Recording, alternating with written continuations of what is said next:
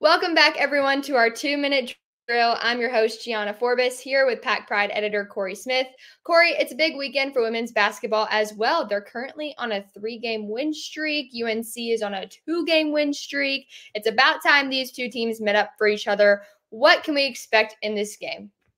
Yeah, the biggest thing for NC State in order to get a sweep in this one is going to be, trying to play a little bit better defensively than they did on Sunday against Georgia Tech.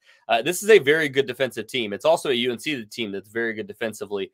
When they met up earlier this season, it was a 63-59 win for NC State, where NC State actually didn't shoot the ball particularly well, 39% overall. Sanaya Rivers, 5 of 14 in that game, but you got some big efforts from other players. 3 of 16 from behind the arc in that one. So in order for NC State to win this game, they have to be more efficient from behind the arc.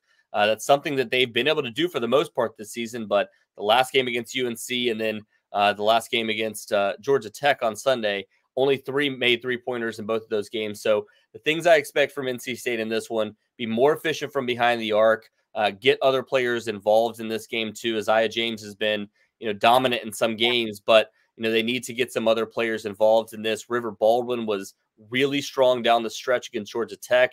I expect to see Mimi Collins potentially step up in this one again. She was 6 of 11 the last time these two teams met up and had 14 points. So I do expect to see some other players step up.